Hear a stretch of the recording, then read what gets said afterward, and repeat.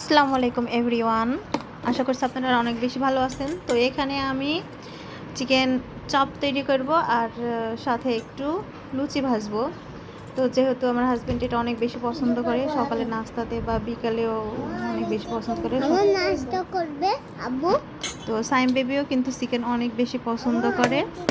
যদি এরকম করে দেওয়া যায় তাহলে রান্নার থেকে এগুলোই ও বেশি পছন্দ করে। তো আমি প্রথমে কিন্তু ব্রেস্ট পিস নিয়েছি, যেটা বুকের অংশটা। তারপরে এখানে আমি সুন্দর করে পরিষ্কার করে ধুয়ে নিয়ে লেবু মাখিয়ে রেখেছিলাম, লেবুর রস না থাকলে ভিনেগার দিতে পারেন। তারপরে ঘরে থাকা সব উপকরণগুলো দিয়ে দিলাম, শুকনো উপকরণগুলো।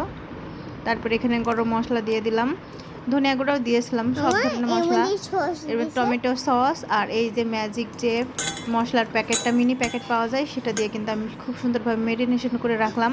আর এটা আমি সারা রাতের জন্য কিন্তু ফ্রিজের নর্মাল যে টেম্পারেচার আছে সেখানে রেখে দেবো, অর্থাৎ নর্মাল ফাংশনে রেখে দেবো সারা রাতের জন্য। আপনাদের হাতে যদি সময় না থাকে আপনারা কিন্তু সাথে সাথে এটা বা 1 ঘন্টা সময় নিয়ে বা সাথে সাথে ভেজে নিতে পারেন, কোনো সমস্যা নাই। তবে বেশি সময় ধরে রেখে দিলে কিন্তু এর মধ্যে সম্পূর্ণ মশলাগুলো খুব ভালোভাবে ঢুকে আর ভালো লাগে। এই যে সকালে আমি বার করে নিয়েছি আর এক এক করে এই যে ব্রেস্ট পিসগুলোকে আমি এভাবে ভেজে নিচ্ছি। চাইলে আপনারা থেতো করে নিতে পারেন, আমি কিন্তু থেতো করে নিই নাই, এর আগে করেছিলাম, ওটা কী হয় একটু ভেঙে ভেঙে যায়। আর এরকম ছুরি বা চাকু দিয়ে ঘিচে নিলে পরে ভাঙার ভয় থাকে না, আর মশলাগুলোও সুন্দরভাবে ঢোকে। এই যে এখন এই পিট ও পিট করে অল্প তেলে, একদম আমি কিন্তু বেশি তেল দিই নাই, বেশি তেলে দিলে ভাজা হয় কিন্তু পুরাটা হয় না। আমি এই যে অল্প তেলে খুব সুন্দরভাবে একটু পোড়া করে এদিক ওদিক করে ভেজে নিয়ে একটা চাকুর সাহায্যে কিন্তু কেটে নেব। এই যে আমি কিন্তু হাড্ডি সহ রেখেছিলাম, যেহেতু সারা রাত ম্যারিনেশন করে রেখেছি, তো মশলাটি কিন্তু খুব ভালোভাবে ঢুকেছে, হাড্ডিটাও কিন্তু অনেক সুন্দর ভেজে গিয়েছিল। তো এখন এই যে আমি কুচি করে পেঁয়াজ আর কাঁচামরিচটা কুচি করে নিয়েছি, এখন এটা একটু তেলের উপর ভেজে নিব, একটু হালকা লাল করে, বেশি কড়া করে ভাজবো না।